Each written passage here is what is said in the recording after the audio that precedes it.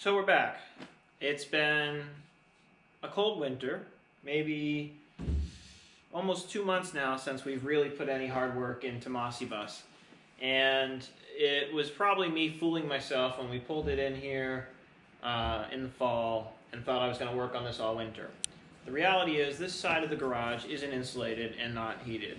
And I was hoping I could just come, turn on some electric heaters and maybe a kerosene heater and warm it up. But the way that this space, the way that the aluminum just holds cold, I did a couple of little things after we took the windows out. And really the next step in this is I need to fix some of the factory wiring. I'll show you that in a second. And I took out my electrical tape, which had been in my pocket. I didn't leave it here overnight.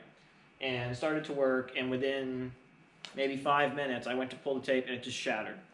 So I'm like, it was just too dang cold to do the twiddly little stuff I need to do inside this bus. I need to do wiring first, and then I need to start doing paint work on these windows and such. So I wasn't going to get a good primer bond with really, really cold metal. So anyway, spring's just around the corner. It's 50 degrees out now. It's supposed to be 50 degrees all week. And I'm hoping, with the doors open, we'll be able to really start making some progress on this bus. My goal is still to get this bus done for mid-June, so Bree and I can move into it. So we have a lot to do in a couple of months, but I'm confident. It's a small space. I've tackled much bigger construction projects. We got about 200 square feet in here that we need to build out. I'm not too worried about it. As long as these things, like the paint, the window gaskets, and the wiring I'm about to go do today, don't take me too long, I think we'll be able to make it happen. I'm not worried about the mechanicals.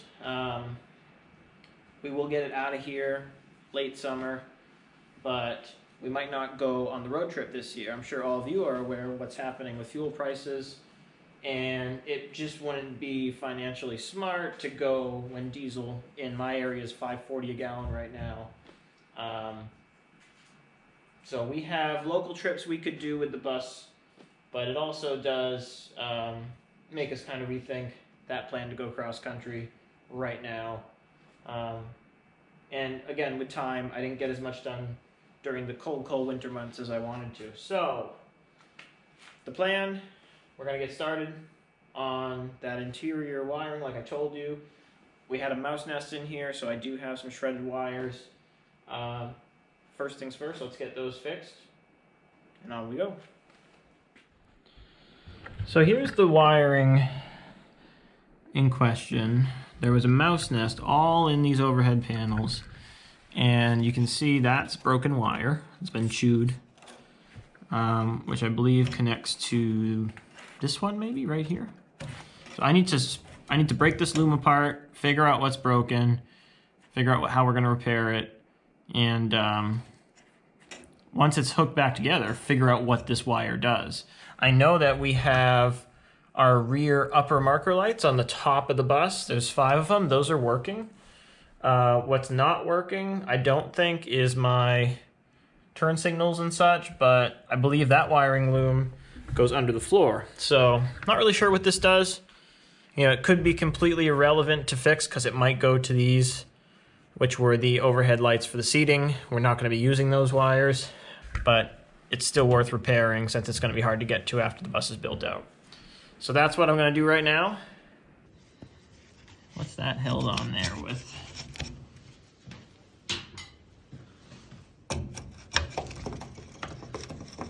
Looks like a little square nut. Kind of rusty.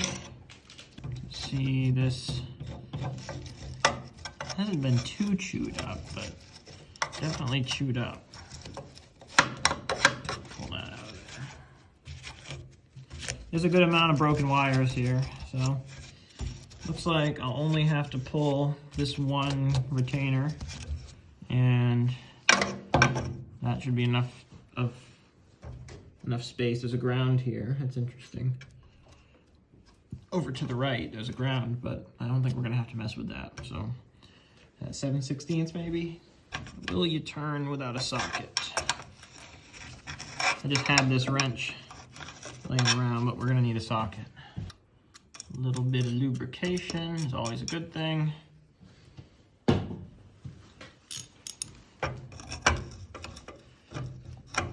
Let's see if that's gonna spin off of there.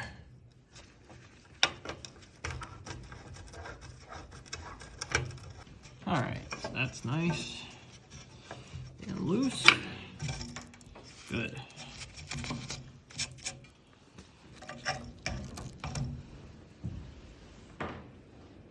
All right, let's assess the damage. Let's see if we can't split this loom back. I think we'll need to go a little further than this.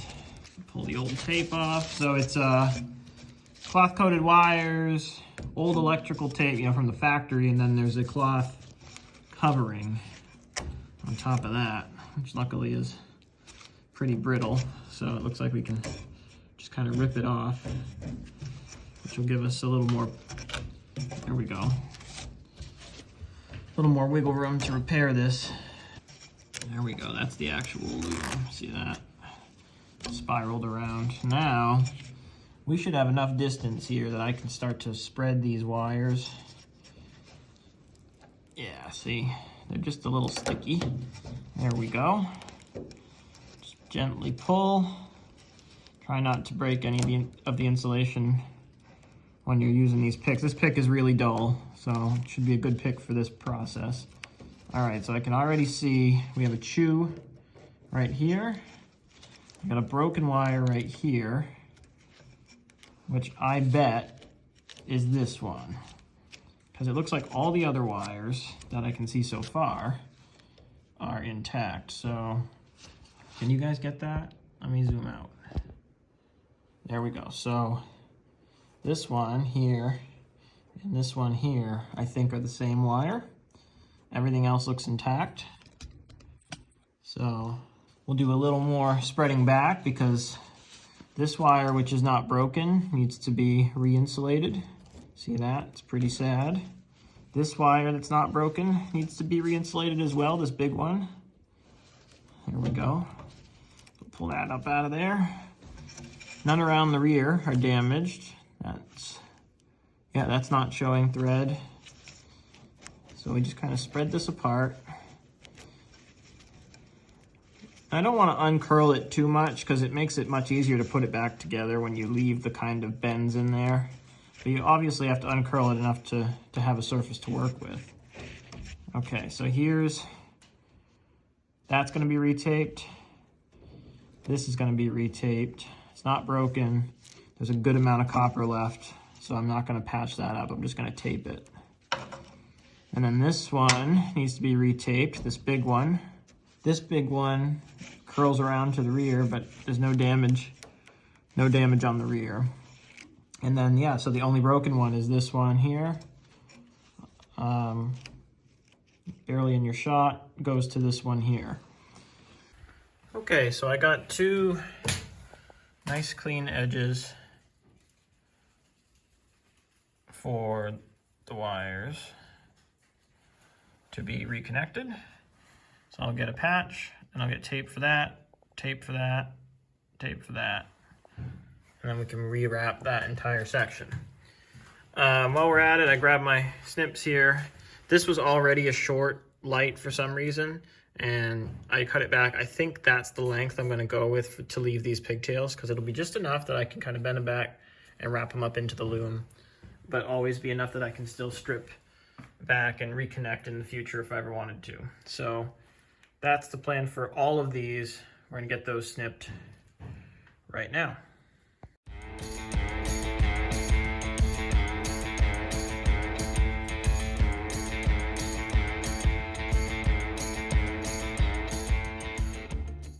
All right, so that was easy. I got nice, clean, equal length wires everywhere that can be taped up. There's the result. And it'll actually be good to have this old wire if I need to do any patches and stuff. And I'm gonna use this to patch this, for example. I might as well while I have it. I don't see any reason to use new wire. Honestly, the copper cores in these are probably way better than any modern wire. So we'll patch that up right now and get this tape back up. All right, well, I went and got myself some of these weatherproof crimp and solder connectors. I like these because you give them a regular old crimp, but in the middle there's solder. So when you do the heat shrink, you get that extra layer of connection there with the copper, and I think that it's really important when you're using butt connectors. Butt connectors normally don't work very well with, but when you add that solder in, it's a perfectly acceptable way of doing that. So I chose to do that instead of getting my actual hand solder out and stuff. This will just be easier. I think it'll work really well for us. Get that on there. Nice, that felt good. Do the same thing with this side. Very nice. Okay, now I'll do the crimp and then we'll do the heat. So today it's gonna be super cheap crimpers, but again, that's okay because we're gonna go back and hit the solder with the heat. So these crimpers are nothing special. They're really, really junky. They're actually kind of cutting my hands as I squeeze because the grips are so cheap. But, oh well, we just throw these away. I've actually never used ones this bad. I just went to squeeze it and the whole thing just flexed. Look at that. See that? Absolute garbage. So I'm gonna do my father a favor and throw those away. Junk. But we got just a little crimp there. Perfect, just enough to hold it, and then we'll do our solder.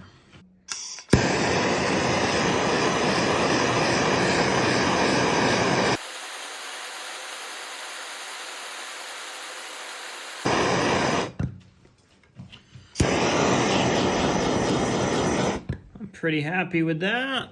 Maybe a little more heat on this side. Very nice. Now let's do that. Let's bring it around just once here and see where we're at. Still a little too long, really. Yeah, not great, but at least you guys can see it. So we're gonna do this one right here. I think I'm gonna do one more wrap, which will give me the nice, perfect length we're looking for. Excellent. So I mean that will do us just dandy. And then these two here need a little bit.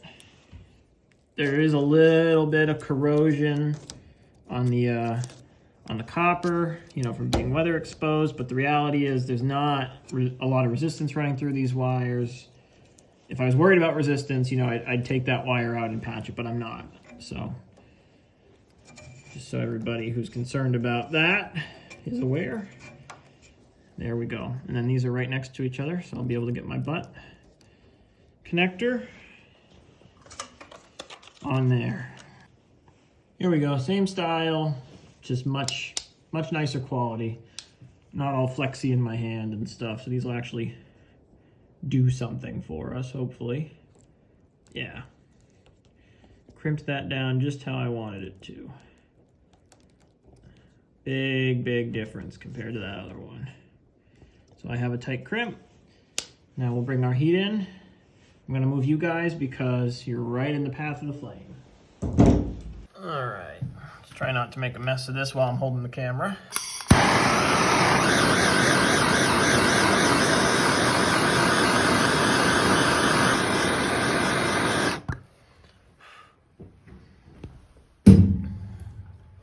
That turned out quite nicely. I'm happy with that. All right, so now we'll just kind of wrap this around one more time and tape it all up. All right, and there we are, all taped up. A couple little bulbous bits there, you know, but it's really hard to rewrap these in the exact same way they were before. I'm pretty happy with that. Looks nice and clean. Original retainers back on there. So that's good enough. So I did have a quick thought and probably changed my mind. I totally spaced when I was going down these center overhead domes. But you know what? I might hook them up. So the first step in doing that is testing to see if they work. So let's flip the dome light probably put the bus into run, which turns on my ignition, and then flip the dome. Listen for anything burning or making terrible noises. I don't hear any. This is going to be power and ground, one of these. So let's see if I can't at least get an idea here while holding the camera. So there's one, and yeah, hold on, I gotta put you guys in the mount. I know the test light works. Doesn't appear to be. Doesn't seem like we have anything there. Let's head back to the next one. I would say nothing there. And I would say nothing there. So, let's turn everything off. Dome light off. Ignition off. So the options over here are as so. We have run and stop. We have start, which is a momentary switch. We have the emergency stop, which shuts down a flapper in the engine. We have the reverse switch. Then we have dome. Second dome. I didn't flip that switch. Step, buzzer, sign, marker, headlamp country, headlamp city. So that's your high and low beam. So I guess we'll turn this back to run. This time I'll hit the second dome switch. I don't hear any sizzling or anything. And maybe this time, do we have power? Still nothing. Go back here. Still nothing. Okay, let's try some of the ones I cut. See if I can get a connection. So there, and nothing. What if I put the outer dome as well? So still, both switches are on now. I got nothing.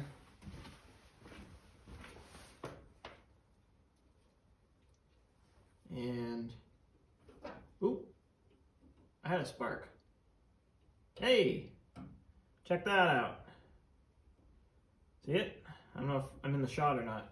Let me go over here. So these, yes, no, maybe? Yep, these are all live now. So that's the, this one, I think. Nope, still on. So if I turn that one off, yeah. Okay, so the bottom switch does the side dome lights. So oddly, these top ones aren't working, but you know, I think there's a chance. So I think there's a chance though that the top ones aren't working because this might be an aftermarket switch. I mean, there's your original clearly, and that's been messed with. So that's the one we need to figure out if we're getting anything here. We might just need to replace the switch again. So we've determined that this one works, and it was the over window lights, I'm going to call it, dome. This one's not working, and it was the center aisle dome. That is clearly an aftermarket switch, where these are all original. So I just popped out, this was already loose, there was 3 Phillips holding it in, and I'm curious if I'm going to be able to sneak this out of here. It's pretty tight. And you can see, yeah, so that's been messed with. Definitely not original, because you can see, I don't know if you guys can see it there. See the red right there? Red connector. And also being that this switch is on the top. Ooh, that sounded like a zappy zip, didn't it? I didn't like that sound. I think we just had sparks, so I'm gonna go disconnect the battery. But, yeah, everything's still working. That was probably getting dripped on. So I think what we'll have to do is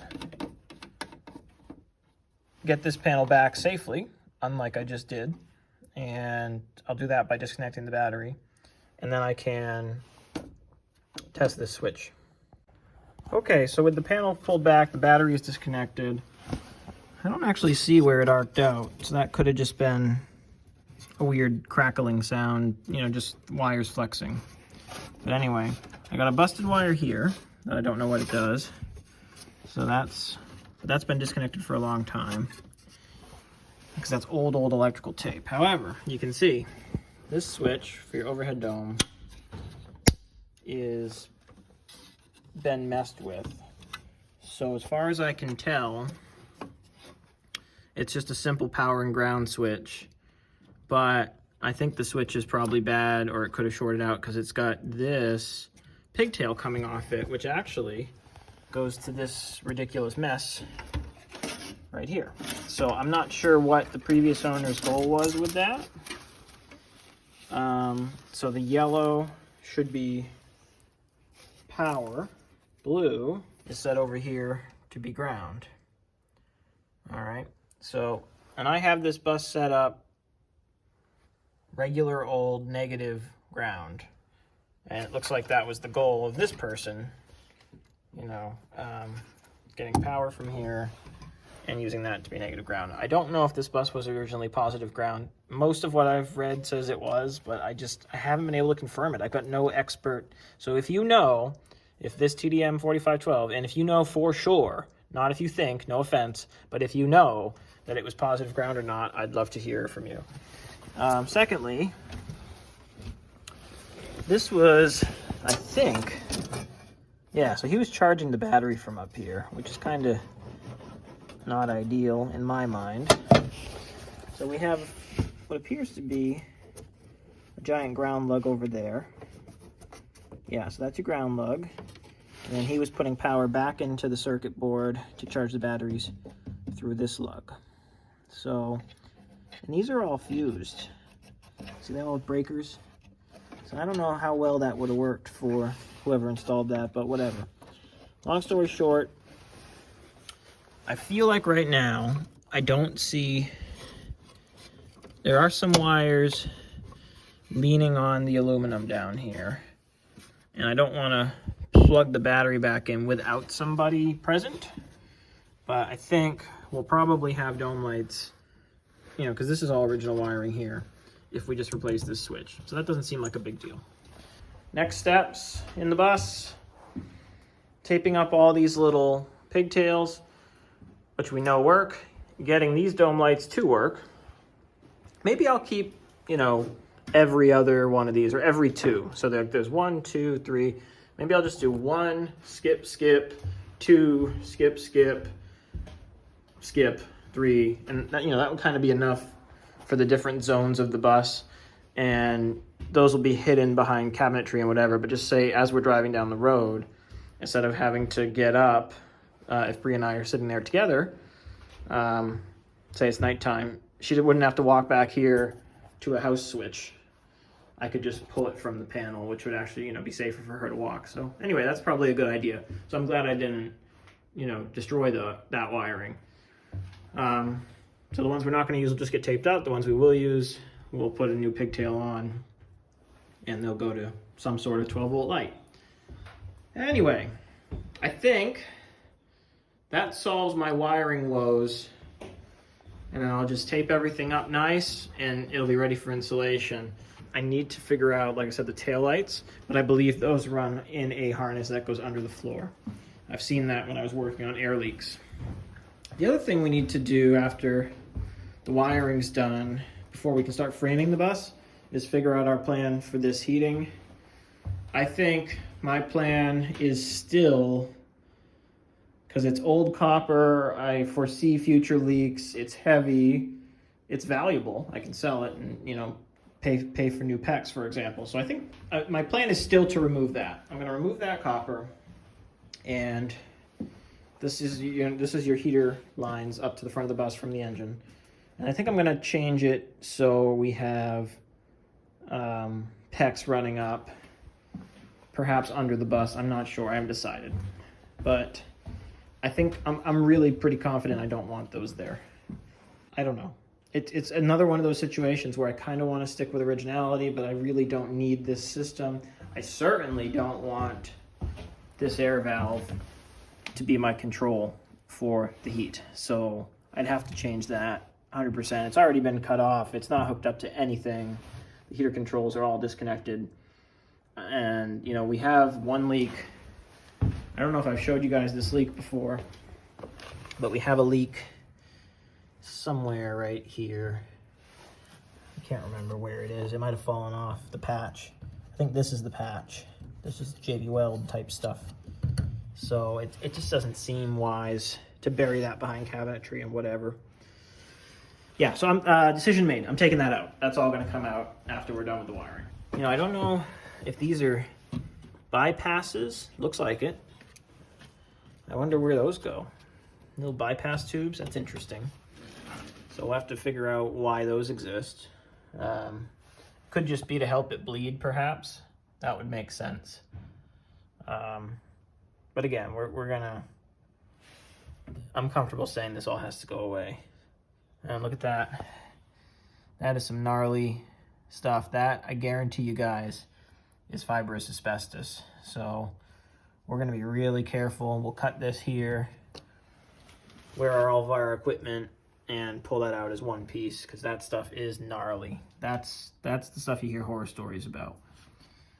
So, all right, I've been rambling enough, and rambling does no good for anybody. I did get a switch.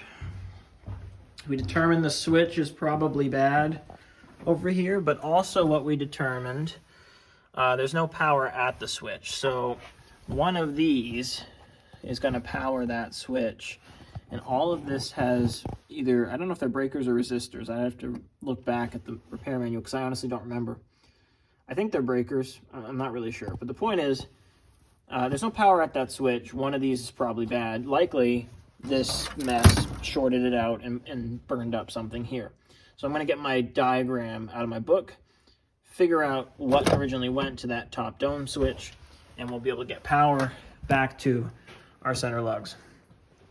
So like always, guys, thanks for watching Highlandshire. We're really trying to make, again, good content that's interesting to everybody. I'm really interested in feedback to try and improve my content, get it shared out there to more people. So I know a lot of these videos are long. That's one piece of feedback I've heard. Let me know if we like the long form formats or if you prefer a lot shorter videos of these projects split into smaller pieces, or just if you only want to see bits and pieces of the project, because all these projects generally take me a few hours. So I'm trying to be true to what I'm doing and let you guys actually see that. But if there's no desire to see that, I'm curious to hear. So anyway, like always, thanks for watching. Like, comment, subscribe. It'd really help us out. See if we can get the channel to grow. And on we go. Bye.